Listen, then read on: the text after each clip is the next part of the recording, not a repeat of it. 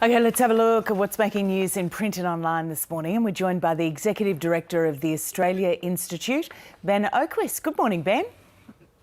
Good morning, Lisa. Good morning, Michael. How are you? Very well, thank you. Good. Hey, let's kick off with the Women's Summit because it's starting again today. We spoke about it quite a bit yesterday on the program. There seemed to be sort of a mixed response to how the first day went. Yes, I'm just having a bit of trouble with my sound here. I've got a big delay going on, but that's better. Yes, the National Women's Safety Summit is on in Canberra. Well, it's virtually. And as part of that, the Business Council of Australia today, and Jennifer Westacott, has called for paid domestic violence leave to be an entitlement for all employees. This is interesting because it's a big campaign that's been run by the unions and the ACTU in particular over recent years. It's been resisted by some businesses. So the National Women's Summit, which has copped some criticism from Grace Tame and Brittany Higgins in particular, who said that the Prime Minister's platitudes don't match his action, has, I think, at least broken through on this front with now business really joining those calls for paid domestic violence leave. Okay, so what do you make more generally of this conference, this gathering of people, a force for good in terms of further driving that agenda, further getting people's attention? As you mentioned, the business community for a start. Yeah, it's worth going back a step, isn't it, to think about why this summit happened, and it came in the wake of those horrible allegations from Brittany Higgins about what happened to her in Parliament House, and this summit was called in the wake of that. She's rightly criticised some aspects of the summit, and the Prime Minister in particular, because he hasn't lived up to his words, as she put it. And Kate Jenkins is quoted in this story as well of Tom McIlroy's on the front page of the Fin Review, as saying she's disappointed with the fact that the recommendations from her and her review haven't been fully put into practice, and that legislation passed last week about safety for women at work didn't implement all the recommendations of her work as Sex Discrimination Commissioner. And nonetheless, I think it is part of this big reckoning that has been happening in the wake of Brittany Higgins' allegations and the forceful activism of her and others like her, like Grace Tame. And it's been one of the big defining issues of the last couple of years. Despite COVID and despite the pandemic, this issue has cut through thanks to the activism in particular of Brittany Higgins that sparked the debate and sparked this summit. And the fact that it's led to this kind of breakthrough potentially on a paid domestic violence leave, if the government can now come through and act it, but would be a good thing in itself. Yeah. Hey, let's talk about this trip to Sydney by the Prime Minister on the weekend. Now, just before we get into what the various optics of it are, he was granted an exemption, right, to go to Sydney, and he spent Father's Day with the family. He was back in Canberra on the Monday, politicians being essential workers. Look, there's been some blowback about it already, wondering, whether it was the right thing for the Prime Minister to do, but also the way that he sort of put it out there with his Instagram post with an old photo that many of his followers made it believed that he had not actually been in Sydney on the weekend. That's the photo there. And the caption says, "On the day this photo was taken of our family together earlier this year, it reminded him how special it was to be a dad," when in fact he was with his family on that day. So talk us through how you, with your sort of political lens on something like this, looks. Yeah, well, it doesn't look good for the Prime Minister. It's covered in a range of outlets this morning. It's on the front page of the Canberra Times here in Canberra.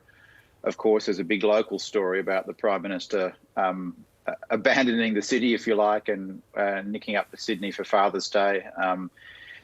The problem for the Prime Minister, as you allude to there, is it looks kind of tricky that he wasn't, Samantha Maiden covers it on news.com as well. It looks as though he's being tricky and not saying where he was going. And that story by Samantha Maiden reports that it was uncovered because some plane spotters, I should say, had seen the special VIP service going back and forth to Sydney and Canberra, and it was only after that the Prime Minister put a statement out.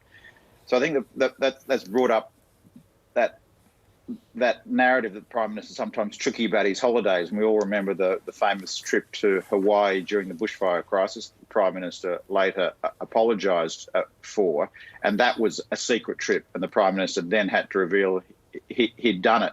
So it brings up those kind of memories. But I think it's difficult for politicians, the Prime Minister in particular. We've got to cut them some slack. This story reports that he was planning to stay in Sydney for an extended 7-week period until Parliament came back, but he was drawn back to Canberra for a security committee of cabinet that could only take place in a secure location in Canberra. So it wasn't his intention to come back, but he had to come back for something. And I guess it's easy to criticise politicians and the double standards. You know, we're all in lockdown, unable to travel, and they are allowed to travel, but they're running the country.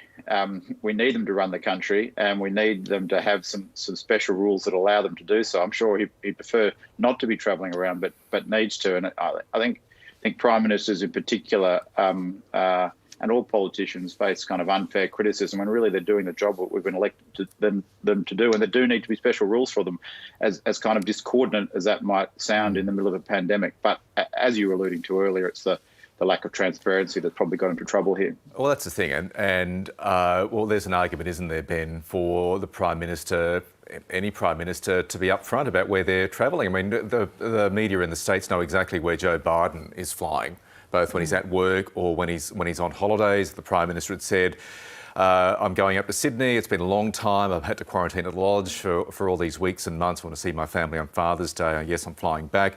He would have got a lot less blowback, I sense, the same as if he would have done the same thing heading to Hawaii. Actually, no, he shouldn't have gone to Hawaii in the first place, given the bushfire crisis. But yeah, the transparency issue, I think, is the one that needs to be addressed, don't you think? I guess so. We don't have that kind of same publication of the TikTok, as they say in the United States, where you get the full daily, minute by minute of what the president is doing. But you're a bit damned if you do, damned if you don't. There's security implications and privacy implications. This sounded all a bit last minute. I take your point.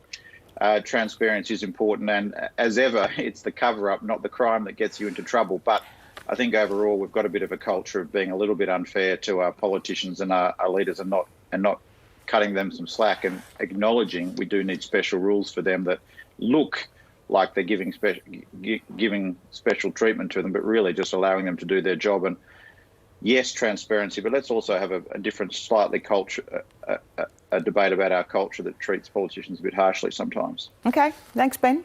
Food for thought as viewers wading in. Hey, just super briefly on the last topic, if you don't mind, Ben, in The Guardian, about an approach with New South Wales National Parks. Yeah, Guardian's running this story prominently. On Threatened Species Day, the New South Wales government has announced a new zero extinction policy for threatened species and wildlife in their national parks. An announcement being made by the New South Wales Environment Minister, Matt Keane, who really is fast becoming the kind of standard bearer for progressive and environmental causes of climate change on the conservative side of politics. So another big announcement from him in New South Wales. Some criticism hasn't gone far enough and only applies to national parks, but a breakthrough announcement as part of a global trend for this zero extinction target, at least for wildlife in national parks in New South Wales. Finally, the story goes on to say that they're going to reintroduce the platypus to the Royal National Park that hasn't been seen there in 50 years. So that'd be a good news story too. Great news. Good news. Hey, Ben, thanks for joining us this morning. Thanks for the chat. Thanks, Lisa. Thanks, Michael. The bottom 20% get nothing. They're really unfair tax cuts. People want to see much stronger action from the government when it comes to climate change. It's no coincidence that we have a wages crisis in Australia. Transitioning to net zero emissions, it doesn't seem like there's much room for gas.